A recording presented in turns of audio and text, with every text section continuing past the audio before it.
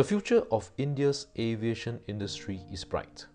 Within the next 10 years, India will overtake Germany, Japan, Spain, and the United Kingdom to become the world's third largest passenger market. And this is an opportunity for airlines serving the Indian market.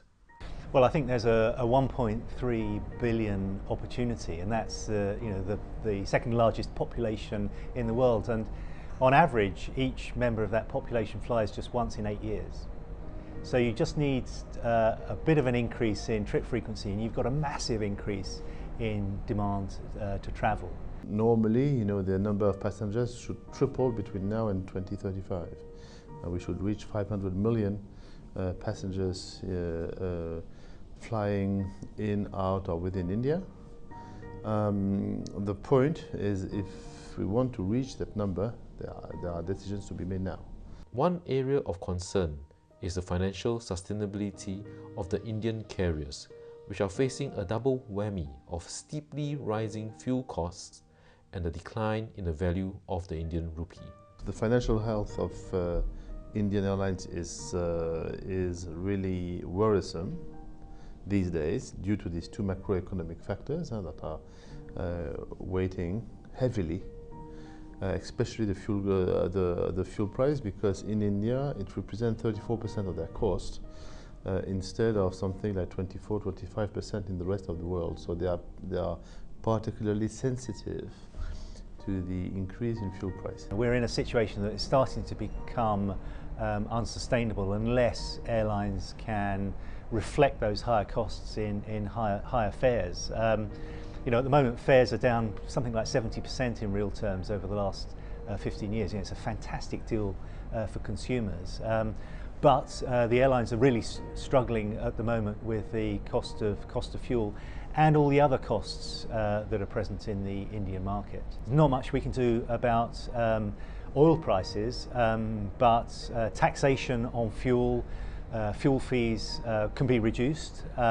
Some of the administrative costs that are here in India and not elsewhere can be reduced, and the infrastructure needs to be built. India's aviation infrastructure has benefited from significant upgrades in recent years, but the job is not done. As passenger numbers in India grow, more infrastructure will be needed to support the growth. What we have said to the government, you have an enormous need for airports, either to increase capacity of existing airports or to build new airports. Good news, you are building new airports, that we are in favor of that. But be careful, it has to be done in an affordable manner. One concern is the recent proposal for concession contracts at newly developed greenfield airports to have a fixed per passenger yield that will run for 40 years. So the government has a new initiative in terms of development of greenfield airports. It's a good idea, going in the right direction in terms of concession contracts. But what's important to understand is, if you want to secure the traffic growth for the future, if you want to sustain the current growth levels, maybe even build on those things, the policy decisions which are made today will really set that framework itself. So when we look at the outline proposals from the government itself, we see an interest which is really biased towards the concessionaires. And of course, the government wants to attract new concessionaires to the bidding process. But however, the government must also make sure that the interests of the consumers are protected to ensure there's affordability. And also in terms of the airlines, in terms of service levels, and because of the cost entailed for airport charges, of course, as well. Besides building new infrastructure, India can also increase its capacity by modernizing airport processes using technology. If you look at the growth that is expected in India over the next 20 years, where traffic is expected to triple, you cannot build airports fast enough to accommodate that extra capacity.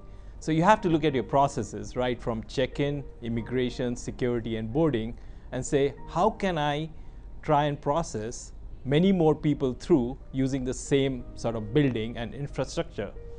And what we think needs to be done is to have a look at the processes, look at the technology solutions that are available out there, and try and actually get more people through the same building.